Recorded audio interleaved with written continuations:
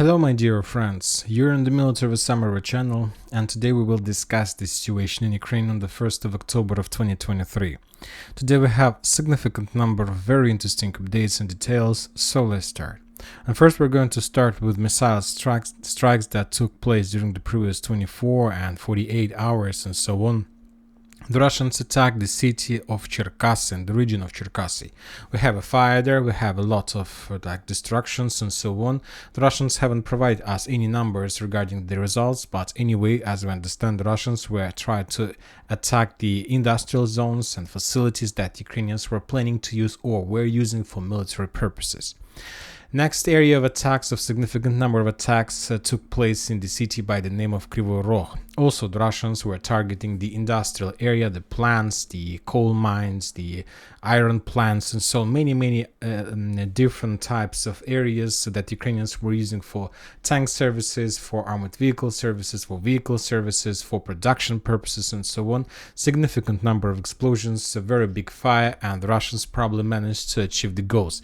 The question is, what is the goals that the Russians were planning to achieve, and we will discuss this in the end of this part of the topic. The next strikes and explosions took place in the vicinity of Zaporizhzhia. The same situation. The Russians were targeting the Ukrainian industrial area. The Russians destroyed the plants by the name of Ivchenko, Progress, and Motor Sich. There were a lot of explosions. Probably the Russians managed to get some ammo depots, maybe tank services, armored vehicle services, or maybe concentration of Ukrainian forces. Anyway, the results that the Russians managed to achieve were significant. The question is, one more time, what were the purposes of those attacks? When talking about Donetsk and Kupyansk direction, Kharkiv direction, there were also a lot of explosions, and probably the most important took place in Konstantinovka. As we discussed, the Russians discovered the Ukrainian parking with the vehicles for the personnel that operates in this area, and as a result of FAB strike, that parking was destroyed, and this is like a very unpleasant damage for the locals and the forces and police forces in this area. The second strike and second explosion took place in Drushkovka, Alexeyevo-Drushkovka, also industrial area, another place where the Ukrainians were trying to use, for military purposes, and this area was reduced to ruins. And this, we need to understand that these are very important signals and very important updates. And now we're moving to the final area, to Kharkiv area. We got like 3 different updates from this city during the day. The first area video that we got and details that we got were about the strikes. The people were trying to film the strikes, the movements, the sounds of the rockets and so on.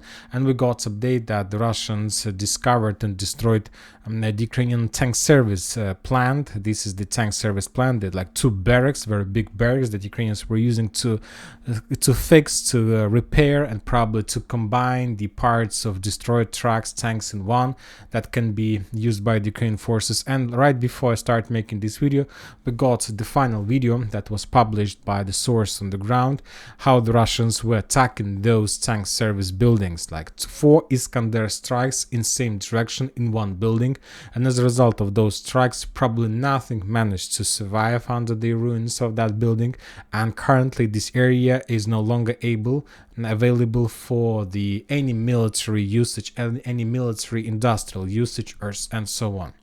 And now the most important question: what is the purpose of these strikes? What was the purpose of these strikes? Why the Russians started bombing and shelling the industrial areas all over the Ukraine so massively?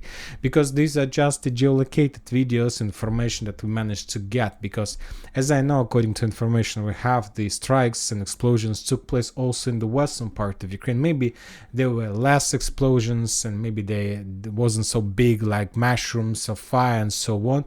But one more time, what is the purpose?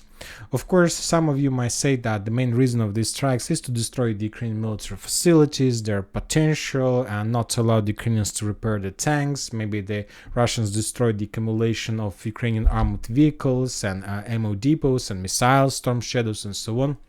And probably you're going to be right. But I have a little bit different opinion. And as I understand, this is not just the strikes to destroy like vehicles and so on. The main purpose of all this was those strikes were to send a certain message to the Western investors. The Russians were saying to the Western investors, to Western private capital, that if you are going to enter Ukraine, you need to know that every single building, every single military facilities that you are going to use to produce weapons for the Ukrainians will be destroyed under the Russian fire. Because as you know, recently there was a meeting between Ukrainian authorities and the Western military capital money investors about building some facilities, service centers on the territory of Ukraine. And basically the Russians shown the Western money, the Western investments, that there are no chances to survive. Obviously, the Ukrainians and the Western countries are not going to build the facilities from scratch because they will be destroyed, and they need too many times, too many days, too many even years to complete these buildings. The only thing that Ukrainians and the Western investors can do is to use the local ex-Soviet facilities and infrastructure for new plans. And the Russians basically shown the Westerns what are they going to do with their money. And of course the Western investors will lose the money, and obviously the Ukrainians are not going to replace them and to refund them and return them their losses. This is the risks and so on. So that was the main message of those attacks that took place during the previous 48 hours. Furthermore, don't forget that, for example, United Kingdom today reported that they're going to send their kingdom's like teachers and instructors to teach Ukrainians on the ground on the territory of Ukraine. Because if you remember, the Ukrainians used to learn their soldiers abroad on the territory of Poland, United Kingdom, France, United States, and so on. And now the United Kingdom are planning to send their own officers for this purpose on the territory of Ukraine. Obviously, as for me, if you ask my opinion, some sources are saying that this is the first case when the United Kingdom soldiers will be sent on the territory of other country like Ukraine for the military purposes and so on. The United Kingdom is saying that they are not going to participate in the war, they're going just to instruct and control. But if you ask my opinion, I would tell you that since the beginning of the special military operation, the Ukrainians lost significant number of officers, and according to official data, just for a year and a half, the Ukrainians lost 2,611 officers of different types, starting from probably lieutenants till the generals and so on. So basically the Ukrainians were cut off from their main military head of officers, and they don't have them. And now, as I understand, the Western countries, because of lack of officers on the ground, because of needs to continue offensive operation in crossing Dnipro operation, Zaporizhzhia, they took a decision to send their own NATO officers to take situation under control and to continue the war with Russia. And this probably United Kingdom are going to become the first country who is going to send NATO officers, who is going to fix the problems on the ground and who will try to help the Ukrainians to complete the operation in Robotyne and Vremivka, and also in the Zaporizhzhia, Kherson, and so on. Furthermore, the United Kingdom authorities reported that they're going to redeploy their Typhoons, the aircrafts in Poland, like to say to protect the border of NATO and so on. But there are also some underground purposes, obviously, that I don't understand. But as I know, sooner we will find out the real purposes of this. Maybe the United Kingdom are going to provide Ukrainians Typhoon in the future, and now they're trying to get them as close as possible, and like then in a very fast mode to replace them Ukrainian aircrafts with this type of weapon. Who knows? Anyway, the situation is going to escalate, and the clashes are going to be intensified. So we'll see what is going to be next, obviously. Now we are moving to the situation on the ground, and we are going to talk. When talking about the global scope, obviously, according to the Ministry of Defense report, there is a real reduction of intensifying of actions. For example, the level of losses all over the front lines are on the lowest level since the beginning of Ukraine offensive operation. Kupyansk direction, 25 soldiers, 6 Liman direction, direction, 65 soldiers. Donetsk, 150 soldiers, probably the lowest level of losses of Ukrainian forces for the previous half a year, or even more for the previous year, I believe so. South Donetsk direction, 35 soldiers. Zaporizhzhia, 30 soldiers. So there are almost no losses at all. It's like something like it's nothing. It's sometimes it's not even a losses in comparison with the days when there was an active phase of Ukrainian offensive.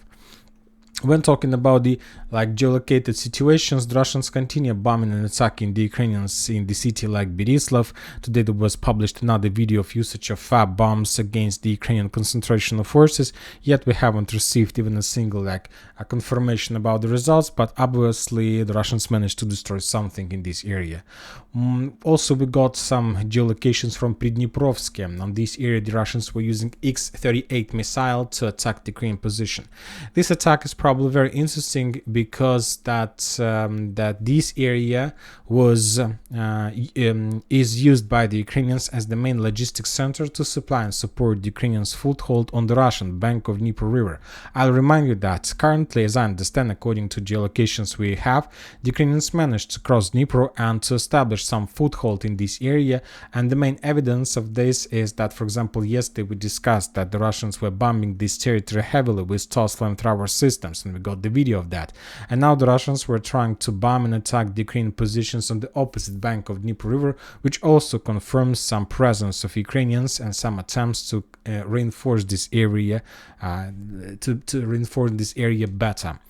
Now we are moving further to Zaporizhzhia area, to Bradley Square. We got some geolocated updates from this territory as well.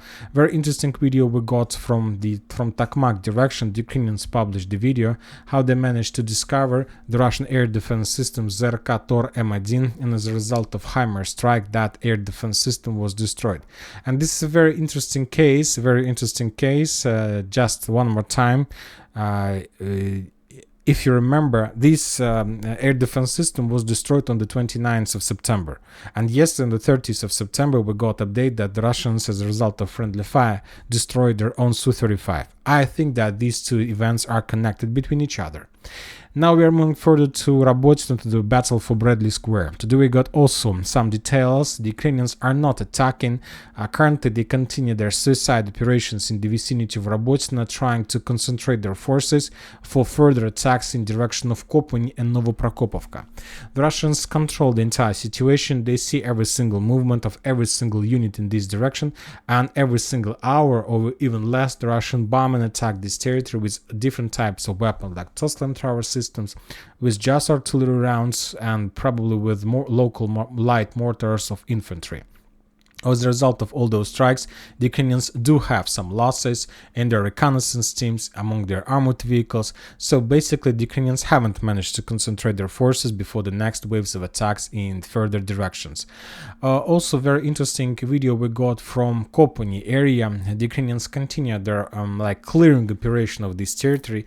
The Ukrainians, as a result of intelligence reconnaissance operation, managed to discover the concentration of Russian forces along the forest line, tree line, and as a result of artillery strike, they managed to destroy up to at least 2 or 3 armored vehicles of armed forces of Russian Federation. If we increase the numbers of updates in this area from the 1st of September, we see that Ukrainians are pretty concentrated in this direction, and we understand that the main reason of concentration of forces in the south of Robotyne is to continue their offensive operation further in direction of Kupyansk and in direction of Novoprokopivka, so between the cities and between the settlements. I'm not sure that Ukrainians have enough of time for this operation. Furthermore, they are planning to start offensive and crossing operation of Dnipro, but anyway, they have some actions in this direction and probably will try to develop their positions between Kupyansk and Robotyne. When talking about Verbova, there are no changes completely on the ground. The Russians are bombing and attacking the Ukrainians heavily, significant number of losses among the Ukrainians, and there are no chances for the Ukrainians to develop their positions and to enter Verbova. For example, when the Ukrainians in July entered and managed to get the first defense line on the north of Robotyne, it took around 2 weeks when the Ukrainians managed to enter Robotyne itself. But when talking about Verbova, the Ukrainians managed to get the outskirts of this city around months ago, but yet they haven't managed to enter the city, which confirms that the situation is very bad for the Ukrainian forces on this direction. Now we're moving to the Vremivka tactical bridgehead, and we got also a lot of very interesting and important information from this direction. First of all, we need to discuss that as a result of attack, as a result of aviation strike or missile strike, the Russians destroyed the second bridge in the vicinity of Velika Novoselyovka. And this is probably the most important update from this territory. I'll remind you that just yesterday, as a result of almost the same type strike of same type of weapon, the Russians destroyed another bridge, the first bridge that connected, let's say, Благодатно-Урожайное with Velika Novoselyovka, also as a result of artillery strike or missile strike. And today the Russians destroyed another bridge that connected, let's say, Velika Novoselyovka with Ukrainian forces in Makarovka and Staromayorskaya. So basically we see another logistical collapse of the Ukrainian forces. This is not going to collapse completely the Ukrainian logistic, obviously, but of course the Russians currently managed to win some time. Of course the Ukrainians will be forced to spend 1 or 2 or even 3 weeks to find another solution how to supply and support their forces, and the Russians have a very nice time. They have best time ever to start a counter-offensive operation, at least in direction of the city by the name of Urozhaine, of course, and even further among the fields in direction of Mokry Yali River and River Shaitanka, these two rivers, so they can return control over every single city in this area if they want, of course, if they think that this is something they need, because from the other side they can keep everything as is, and maybe the Ukrainians were planning to attack and the Russians managed to discover these plans, and by destroying the bridge they managed to win some time, and now the Ukrainians need to fix all these issues. Now we are moving further to Novomykhailivka. The Russians continue storming of the stronghold by the name of Zverinets. Today we got more videos from this area, how the Russian tanks, mortar systems and artillery systems were bombing and shelling the Ukrainians who had some temporary positions and shelters among these forest lines and tree lines. Significant number of strikes, significant number of Ukrainian forces, and I expect that within a day or two the Russians will complete the clearing operation and they will get a little bit closer to the main target of their attack. I'm talking about the cities like Konstantinovka, Paraskoivka and Novomykhailivka. When talking about Novomykhailivka, another day, another pair of FAB-500 landed in this area, causing significant damage to the Ukrainian forces in this direction. It's very difficult even to understand and realize the losses and the damage that the Ukrainians had during the previous days as a result of Russian fire, and I can't even say how many Ukrainians are there, because there are almost nothing left as a result of strikes that took place during the previous months and weeks. And so one more time, I expect that from day to day the Russians will launch a very powerful attack in this direction. Furthermore, some Western sources reported that as a result of a small operation that Russians tried to implement on the south, they managed to get very close to the Ukrainian positions and the Russians managed to capture this territory. I haven't received even a single geolocated confirmation about that, and whether it's true or not, I don't know, but there was some piece of news today from some Western source, from some Western assigned organizations. So another step to get as close as possible to the city.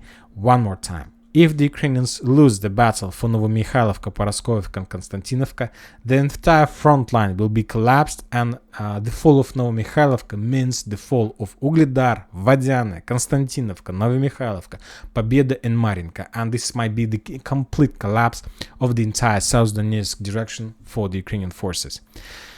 Now we are moving further to Donetsk area, to Bakhmut, to be precise, Artyomovsk Bakhmut battle. Today we got some updates. We have already discussed the air strikes and air bombings in Alexeyevka, Drushkovka and Konstantinovka. When talking about the situation on the ground, the Ukrainians haven't managed to do one important thing.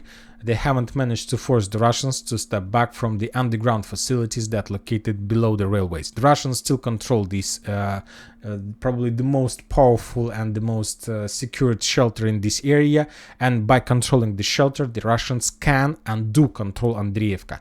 The Ukrainians don't have control over the city. Today they try to return back in this area using tanks and infantry, but as a result of counter-artillery strikes, the Ukrainians lost 2 tanks without getting any result results in direction of Andriivka. So if we continue to receive such updates in the future, I will change the color of Andriivka into the gray zone. Obviously, this territory is no longer under Ukrainian control. Furthermore, as a result of counter-artillery duels, the Russians managed to discover and to destroy the Ukrainian artillery systems and ammo depot in the vicinity of Bilogorod that Ukrainians were using to supply and support their forces, to support offensive operation of their forces in direction of Andriivka. Now we are moving to Kupyansk direction, probably the most interesting direction, not Kupyansk, Liman direction of today. And today we got few different updates. A few of them we have already discussed in the morning video of the local time, how the Russians were bombing and attacking Tarskoye for some purposes, obviously, because this is not the first update from today. For example, yesterday we got more clashes and more attacks in this area using FAB bombs and so on. But the most important update from this area that we got today, that Ukrainian authorities reported that the Russians reserved 25th Army was redeployed in this direction. The Russians managed to completely completely replace, completely fulfill the reserved 25th Army. And they managed to increase the number of forces in this region for another 17,000 soldiers, fully rested, relaxed, fully loaded with weapon, with munition, with everything they need. The question is, what is the reason? What is the purpose of this redeployment of this reserved 25th Army? Of course, there are two answers. The first one is to repel the Ukrainian attempts to attack in direction of Kreminna, and the second reason is to attack in direction of Kreminna with attempt to get to Seversky Donetsk River and to start, to be more precise, not to start, but to finish the Seversk salient operation and to capture this territory. So two purposes, and redeployment of this army probably means exactly these goals of the Russian army. When talking about the Liman direction, Kupyansk direction, there are no changes on the ground, just artillery duels, artillery clashes and so on, without any changes on the ground.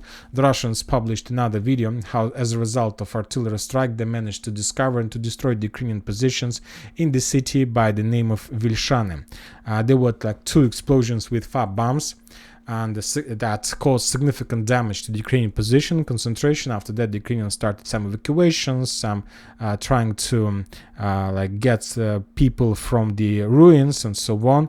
Anyway, we see that the Russians continue their offensive operation, and as we discussed, the main purpose of the Russian activity in this direction is to move in direction of from Raigorodka, Pershatravnya. They need to stick to the main road down to Barova, and to get as close as possible to the bridge that was destroyed as a result of missile strike a few days ago. The battle for Kupyansk continues, and this obviously. And that's it for today. Military Summary channel reminds you to condemn any violence in the world. Thank you for watching. Subscribe to my channel, put your likes to my Patreon, and have a good day. Bye bye.